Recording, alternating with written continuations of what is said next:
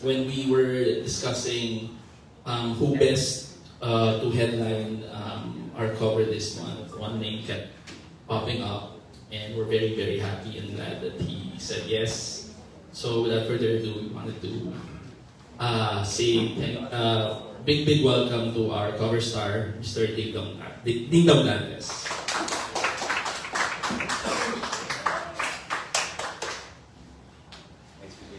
Thank you. Ito muna daw sila.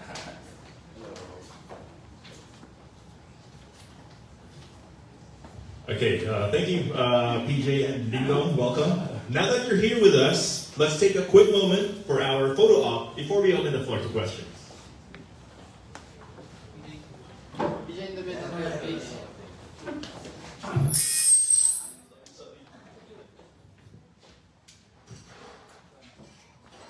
Over here, look here, please. There you go.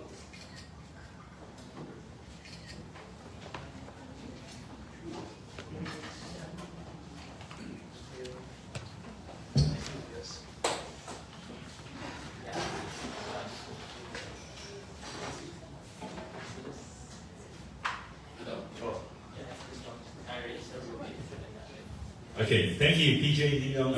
Please take your seats. Now I know you all have plenty of questions for us today, so let's get started. I have a list of everyone here, so I'll be calling on you one by one. And when you hear your name, just please go ahead and ask your question. The first one being Kate Adahar from Random Republica. Hi, good afternoon, and congratulations, Ding-Dong. So the theme is Modern Filipino Gentleman. What for you is the meaning of that? And can you identify with that? Hi. Happy Father's Day sa inyo mga airmats. Kailan ba Father's Day? 21. Ayun, 21. So, what does it mean for me? What does it mean to be that?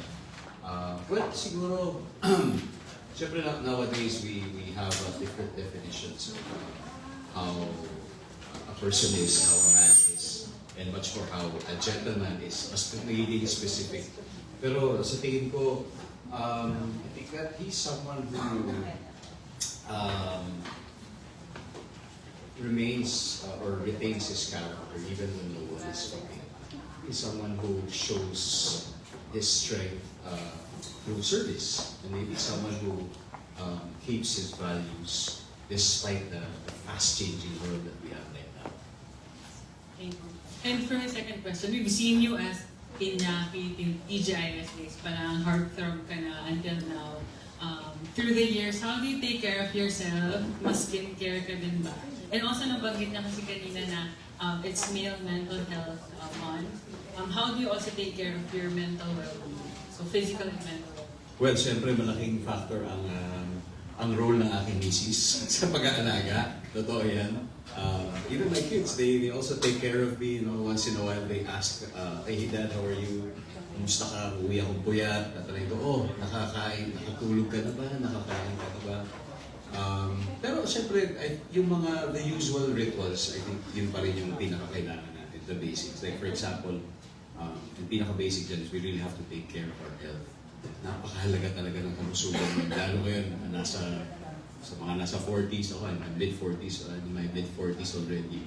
Siyempre, we always want to be strong for our loved ones. We always want to be strong so that we can be present sa ating trabaho, di ba? So, mahalaga talaga yung alagaan yung sariling kalusugan. Sleep, having the right amount of sleep maybe, and what else? What's Yung last, yung mental well-being. Sa mental well-being. Mahalaga talaga na may awareness ka sa pagbalanse ng lahat. Hindi lang pwedeng puro trabaho, hindi rin naman po pwedeng wala kang ginagawa to keep yourself busy and para may gawin kang mahalaga para sa pamilya mo. But it's always important to strike that balance. Kaya para sa akin, I really treat my weekends very sacredly. Hanggat maaari sana, wala akong bang iniisip o walang ginagawa. Pero medyo bihira rin masunod. Pero at the very least, yung mga Sundays. And when I do not have work, like taping o kaya pelikula na ginagawa. Gusto ko yung nag-ahatid ako sa kids. Gusto ko yun. Pati yung bang nagsusunod. At kung ako naman hindi pwede, si Mariel ang gumagawa na. But kung di naman siya pwede, dahil siya naman ang may trabaho, ako naman ang gumagawa. Ako I really enjoy it. I love it. Thank you and congratulations. Next we have Nikki Wang from Manila Standard. Hi, Dom. I really. Well, of course, since we're celebrating Father's Day, whenever we say Father's Day, what comes to mind whenever napag-uusapan yung celebration na to? And growing up, what were your memories celebrating this special day for fathers? And also, now that you're a father yourself, ano naging kaibahan ng celebration na to when you become a father yourself? Alam mo, sa totoo lang, recently, like Mother's Day recently, pag Mayo. At parati kong sila sabi na, I think every day should be Mother's Day. Especially after witnessing what my wife went through, di ba? Carrying our children for 9 months, etc., taking care of them. And just simply being there for somebody na pinapalaki mo, inaaruga mo, kahit hindi biological na anak, etc. So mas na-appreciate ko nga lalo actually yung aking mother. Sabi ko, ito pala yung pinagdaanan niya. Lima kasi kami magkakapatid. And nung na-realize ko how important mothers really are, because I am now witnessing it firsthand, especially through my wife. And then siguro para sinabi ko, okay, so okay lang na walang Father's Day sa totoo lang. Dahil mas mahalaga talaga sila. But, pagdating sa araw na yun, mararamdaman mo, ay, importante rin pala. Di ba, parang medyo may konting overwhelming feeling din na people show appreciation because it's really something that we do not expect. It is something that we do not chase and that we are looking, like consciously looking for. But when it is given to you and when it is parang being given to you dahil na-appreciate ka nila, ang sarap sa pakiramdam na, I think medyo baka maybe doing something right as a father. Thank you. And let's talk about the cover and also the video behind you. Parang it looks so refined, so relaxed. Can you give us, an overview of what happened and how did you come up with this cover? There were no lights. It was just the ambiance, the location. It was very bright. The lights were soft. Ang ganda, very relaxed. Pati yung photographer natin, di ba, napaka-cool. And yun lang. Kung ano lang talaga yung available na elemento doon, yun lang yung pinaglaruan namin at nag-enjoy lang kami. At very clear lang yung direction. It's just like a typical day at home. Siyempre minus the clothes, di ba?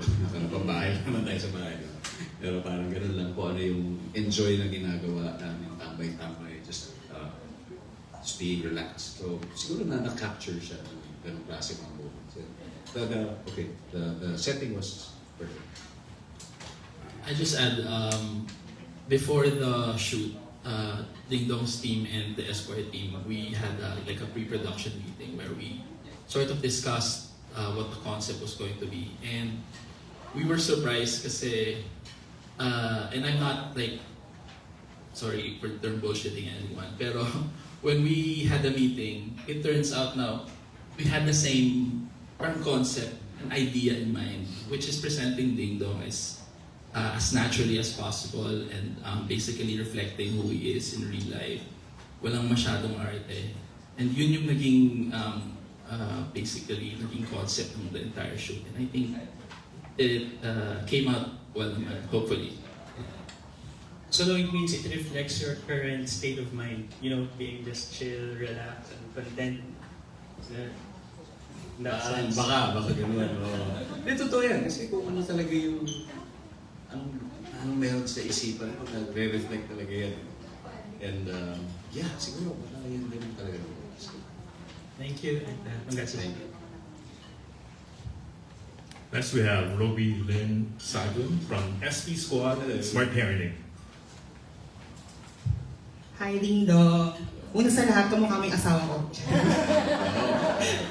Buhay mga, mga mister. Okay.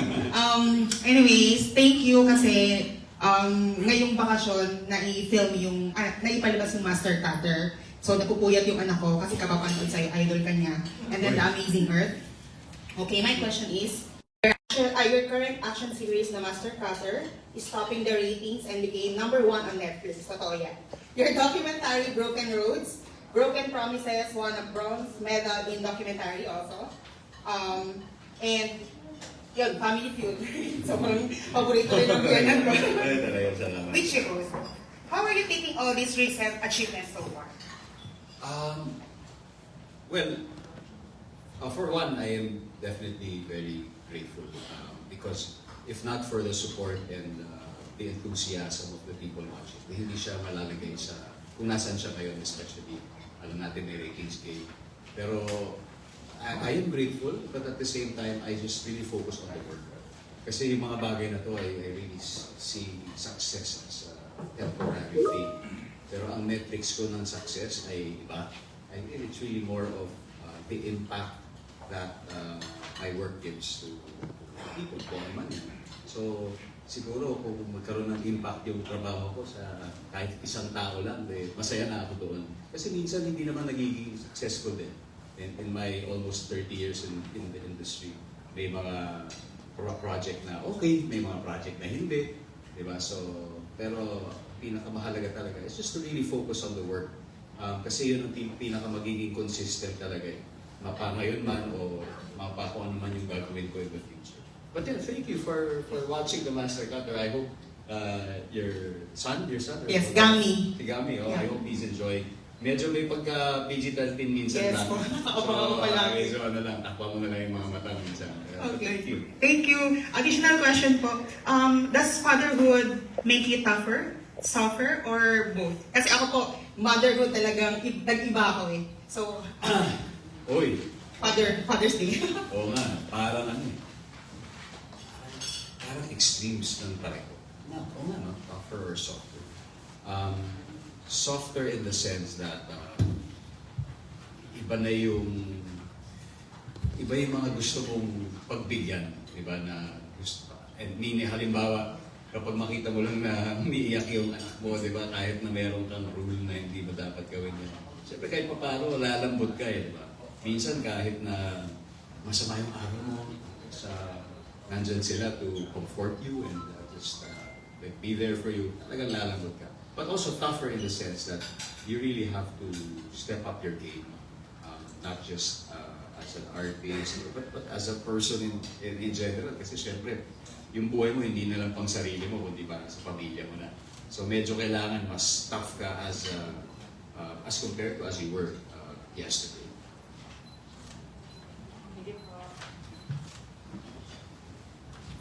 Next is Donjo Donato, Pep Crew from Pep.ph. Hello. Hi, Sir Nico. Hi. I've been a fan since Honey My Love, so sweet. Okay, anyway, sir. So you've mentioned na you've been in the industry for like 30 years, right? So, I would like to know kung ano yung po yung naging secret nyo sa ganitong klase longevity. Ano ba? Siguro, nabanggit ko kanina na talagang I just really focus on it. And I think being consistent is one very important element. I also realized that relationships are everything. Because success is temporary, but reputation remains and reputation stays. So pinakamahalaga talaga na over talent, mas mahalaga sa akin na talagang maging mabuting tao lang sa co-worker mo. Minsan yung galing natututunan eh, pero yung pagiging good vibes sa co-workers, parang yan yung pinaka. Kasi gusto ko na maging relax lang tayo dito. So, yeah, again, more importantly, it's really about focusing on the work. Not really focusing on the spectacle and limelight. It's really on the impact that what this could create sa mga manonood, sa mga taong tatanggap ng trabaho. Thank you. Just a follow-up question. So you've mentioned about attitude, diba? Parang it's somehow related to having that kind of longevity. And as a modern Filipino gentleman, what is something na hindi po nagbago, like value, na from day one na nag-start po kayo sa industry, up until now, you're still holding up onto that value? Ano ba ang hindi nagbago? Yes, something that did not change. Siguro it's always that hunger to create, that hunger to tell stories, that passion, desire to just create something meaningful. Di ba parang yun yung tatanungin mo eh, ang ginawa ko ba ay maganda, pero higit sa magiging maganda, hindi yun. Ang trabaho ko ba ay meaningful. And siguro it's that constant search for that, for achieving that. Di ba? Kung saan man yan at kailan, yun dapat yung hindi nawawala. At yun parang ko sinasabi.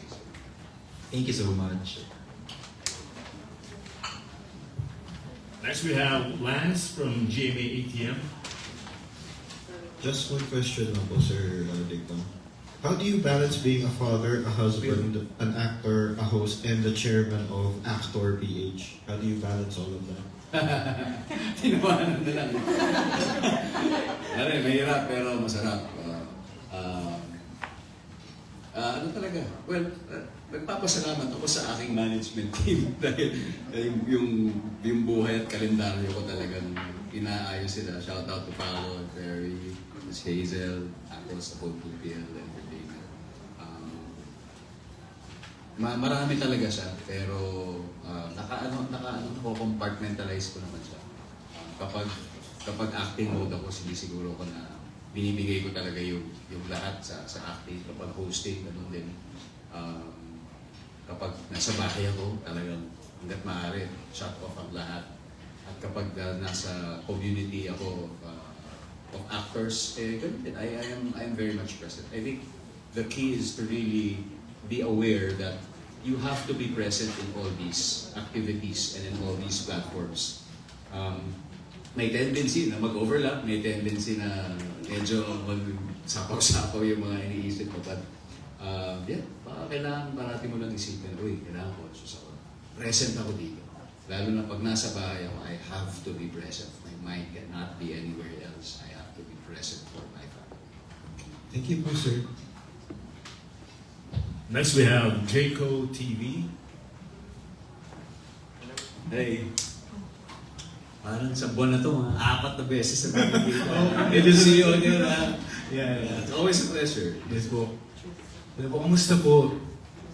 Mabuti naman. Yes. One word to describe your cover right now. Parang when you see the cover of Esquire.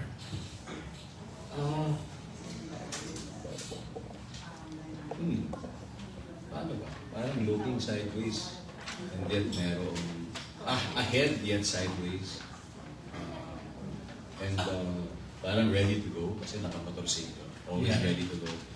Looking sideways dahil baka siguro you still wanna see the peripherals and be mindful of what's happening around, and yet medyo going towards a direction that is in front of you.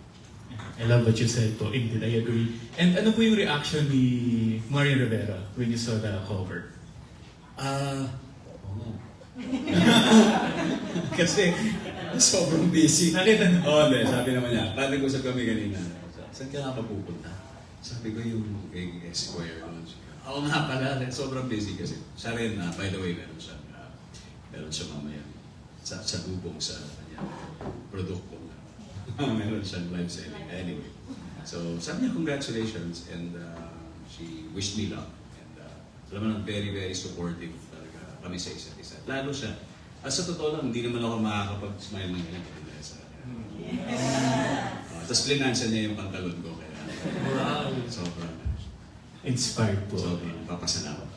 And then, my last question po. Ano po yung sweet message na narinig mo sa 2 kids mo ever in your life? Oh, sweet message. Maybe, not really a message. Okay, sweet message. Madami mga medyo, mga seryoso message. Na-post ko yun dati.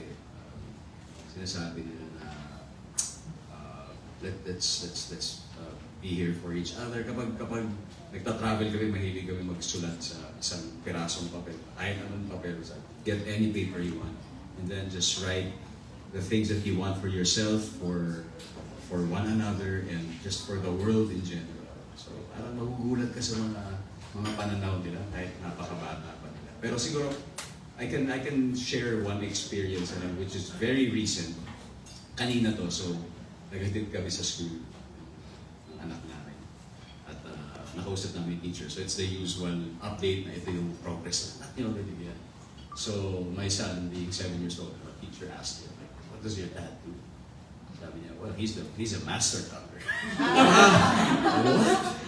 Really? Like, yeah, he's a master cutter. So, natawa na lang talaga ako. So, siguro gusto niyo paliwanag na, ano ba siya, sastre o talaga, ano, it's just one of his roles. Kasi minsan nalilito siya, minsan makikita nila na sa Family Feud. So, although he knows I'm in the industry, I'm proud of the industry, I'm proud of what I do. Pero siguro ang takeaway ko doon ay kung ano man ang ginagawa ko, I have to make sure that one day they will be proud of me. Diba? Not just me, but also my wife. That's why we are very mindful of our body. Kung ano man yung ginagawa natin. Not just in movies and television, but also in the platforms that we are in. Diba? We, as much as possible, we really want to make sure that tayo siguro yung nagbibigay ng good vibes. So tayo nagbibigay ng inspirasyon kung siguro, kung meron man, di ba? Or basta hindi nagkakalat ng mga kung ano-ano na misinformation or disinformation na just really have to make sure this. Thank you so much for Dong. Congrats. Next is Tristan Paris from Lionheart TV.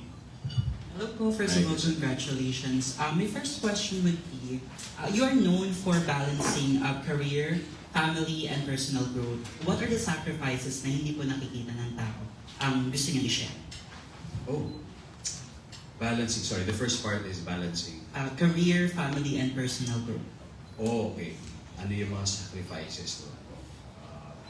Sa lahat, syempre wala namang madali. Di ba? Madali pa rin. Nangit ko nga kanina dun sa question that, maraming ginagawa, how you balance things. Well, meron at merong hit talaga dyan. Meron at meron kahit papalo magsasuffer. But you just really have to make up for it kung sakali. May panahon, di ba, tulog, may panahon dati na araw-araw talaga yung trabaho. And I'm sure makaka-relate dito lahat ng mga hardworking dads, di ba, who commute every day. In the morning, they wake up, they leave even before their kids are awake, and they go home, tulog na yung mga bata, hindi na nila nakikita. May mga panahon na ganun din, di ba? So, I think, pag may panahon na pwede kang makabawi, you just really have to wake up and explain na, nangyayari mga bagay na ito dahil ginagawa din namin ito para sa inyo. Diba? Pero syempre, in an ideal scenario, ganda sa balancing ito. So, I think it should always be our motivation to try in a way to strike that balance. Talaga, kahit pa paano walang magsasabi.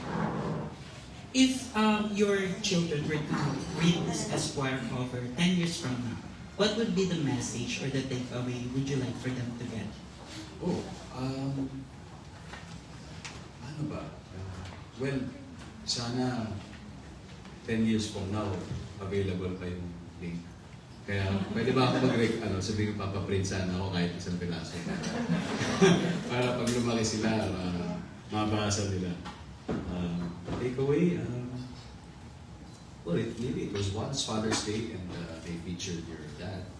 And we talked about how a dad should be or how I am as an artist, as a person. Hindi ko alam eh. Pero siguro ang pinaka-takeaway ko na lang din yung gusto kong maging takeaway nila. And it is also it's probably defining how the modern father is. You know? Not saying naman na hindi naman ibig sabihin na ako yun, but what do we want to achieve as fathers? And para sa akin, it could be a goal na siguro the modern father is someone who is strong yet compassionate. Maybe the modern father is someone who is confident but can also be vulnerable. Maybe the modern father is someone who is protective, but can also be nurturing. Siguro, yun yung mga takeaways ko kasi while doing the interviews. And maybe, hopefully, that is also the takeaway that the kids can get in this one. Last question po. In 3 words, how can you describe the modern Filipino gentleman and why? Someone who is respectful. Someone who is respectful. Someone who is someone of integrity. Talagang matindi yung integridad siguro. Someone who retains his character even when no one is looking, and someone who treats everyone equally with dignity, regardless of stature. Thank you po. Next, we have Abby from GMAnetwork.com. Sir Dong, afternoon po. In Master Cutter po, you're working with a big streaming platform. As an actor, what excites you about the future of Filipino storytelling? Wow, sobra. Alam natin kung gaano ka-expose na tayo sa iba't ibang content, di ba? Through our digital streaming platforms. And I think sobrang we love our work as Filipinos. And I think it is time for the world to really see and appreciate Filipino talent. Nangyayari na siya, di ba? And it has been happening. Kaya nakakatuwa lang na mas maraming opportunities for the Filipino creatives na may pakita yung kanilang galing sa ibang bansa, di ba? So sana mas dumami pa yun. And I think the world is really ready for Filipino talent. Filipino talent is such an amazing talent. Proud ako na makabilang sa proud maging Pinoy, di ba? Dahil sa kung ano meron tayo. Sir Dong, follow-up lang. Nabanggit nyo nga kanina si Sixto. Si Sixto po yata, nahihilig po yata siya sa mga exotic animals lately. Saan po ba niya na-develop yung, kanino po ba niya naman na yung love for animals and pets? Well, po? siguro sa bahay kasi may mga butiki, siguro nakikita niya, interesado sa mga butiki doon, sa mga ipis, mga gano'n. Oo, pero alam mo, papunta yun na nga eh. Kasi nung mas bata-bata yan, lalo nung pandemic, nag-voice over ako sa bahay. So, pupunta ako sa cabinet. Yung echo. Kaya nag-usapan natin sa audio. Ngayon pwede na ba lang i-AI yung audio? Ang galing yung voice. So dati, this was like 4 years ago. I would have to go inside the closet and maybe put on a blanket. Tapos mag-voice ko. So syempre, ginagawa ko yun. Paggabi, pagtulog na para walang maingay. Pero minsan, gumigising sila kasi wala sa tabi.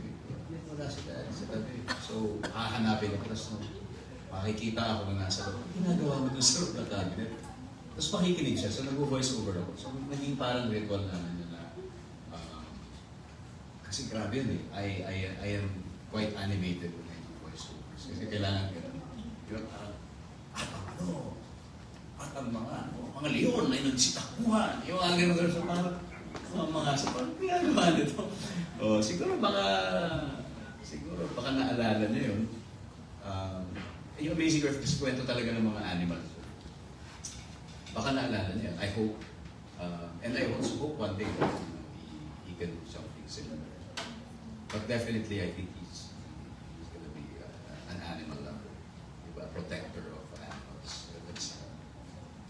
That's such a noble trait. Thank you po and congrats po ulit sa Master Cutter, sir. Salamat. Next, we have Gia from When in Manila. Hello po sir, congratulations po for doing the cover. So yung first question po, beyond your work as an actor, I'm more curious po about your role as a father. So ano po yung mga ginagawa niyo with the kids and with Marian po during your time off? And ano po yung mga favorite niyong bonding moments? Lately, nahihilig kami sa simple na yun. Maglulod kami ng TV together. Pili kami ng movie. Although parati pinag-aawayan kung sino pipili. Yun talaga eh. So, hindi ko talaga makrak eh kung sino. But Madalas susunod si Zia kung anong gusto niyang panoorin. Pero maganda naman kasi maraming mga family movies na pang family watching. So, hindi naman tayo mauubusan. Pero pagkatapos manood, or minsan even while watching, hindi ko kumain yung mga chicken wings, mas maanghang, mas gusto nila. Sabi ko, may stage sila. And right after, nagkakaroon kami. So, ang saya lang dahil yung my son, C6, he is also playing the drums now. So, nagpaano siya, nagda-drum siya, tapos sinasabayan ng sister niya kumanta. So, ang sarap makitang nagda-jamming sila together. Plus si Marian pa, pag kumanta na ng mga AGs, yan na. Kasi di ba? Parang nagda-jamming sila ng tatlo. So, ako hindi na ako sumasali, nanonood na lang ako sa kanila. And the last question po, sir, since sobrang tagal na po ni Marian, parang common problem po sa mga couples yung nawawala yung sense of individuality or nawawala yung spark. So ano po yung parang ma-advise mo sa mga couples na paano nila ma-embrace yung differences, and kayo po personally, kay ni Miss Marian, paano niyo po na-handle yung conflict? Ganun po. Yung differences in conflict.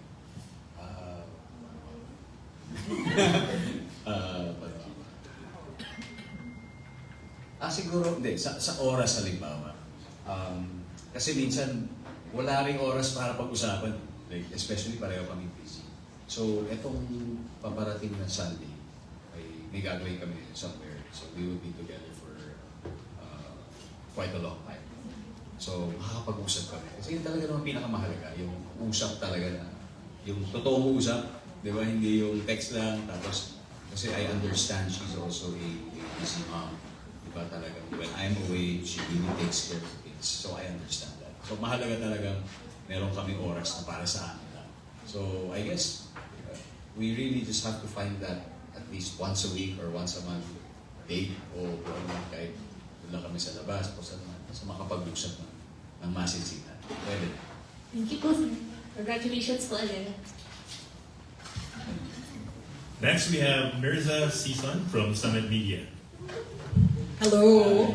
Ding Dong was also Cosmo Hunk. If you remember, if you were already born, one of our best Cosmo Hunks. We live in chaotic, crazy times, politically, financially, environmentally. As a dad, as your kids are growing up, what do you want to teach them about navigating this world that they are in? I mean, it's getting tougher and tougher. What do you want to teach them about never losing hope in the world that they're growing up in? Yeah, tama sinabi ko. It's really a crazy world that we have right now. And one thing should always remain constant, and that is for us to be hopeful. Otherwise, kung pati yun ang mawala, yari na tayo lahat. And siguro kasi may chance at pag-asa dito sa hope na ito ay yung ating mga anak, yung susunod na generation. And I think it is also our role now as parents to set them up for what is about to come, and to set them up for this jungle out there, diba? So, and we just try our best to really just instill the values to them na hindi nila makalimutan.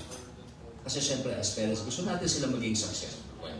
Gusto natin silang maging, when you say successful in all aspects, as professionals, financial success maybe, or successful in sports or whatever, that's okay.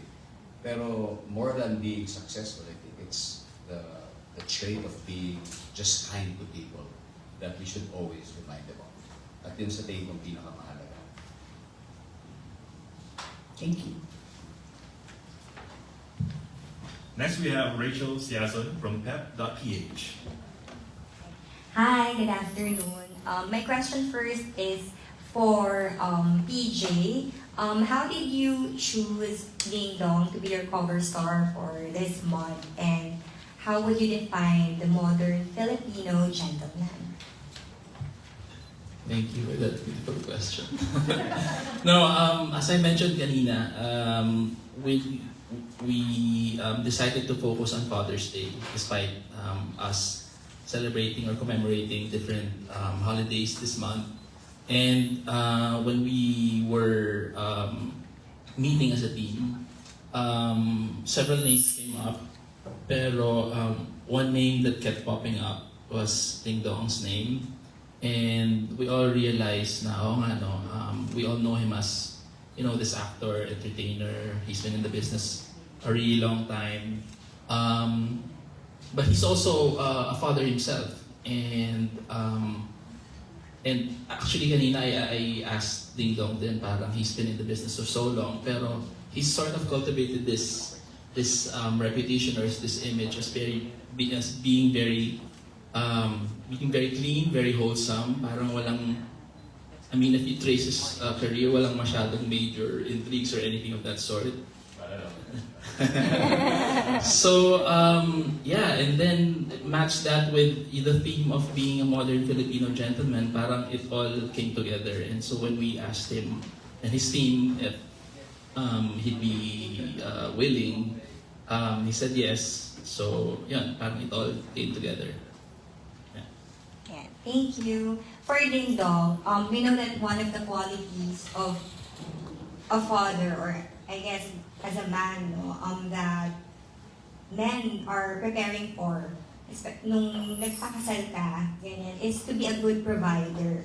Yun yung isa sa mga qualities of a father. Siguro, looking back, when you tied the knot with Marian 11 years ago, or almost 11 years ago, how did you prepare for that mindset that, okay, I will provide for my family?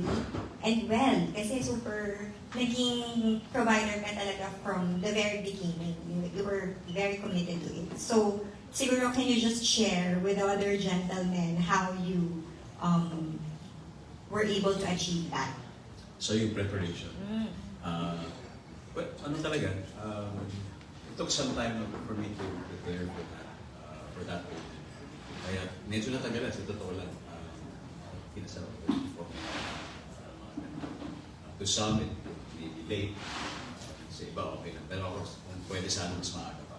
Pero ako naman, before that, I was already preparing for it. So, hindi lang naman financially, but also doon sa pag-iisip, di ba? Parang tapusin na lahat ng mga dapat tapusin ng isang single na tao. Tapos, yung commitment mo ngayon ay sa pagbuo ng pamilya. So I think kailangan talaga pag-isipan yun ng maigit bago sumunod sa akin. Lalo na kapag gusto mo nang ikasal.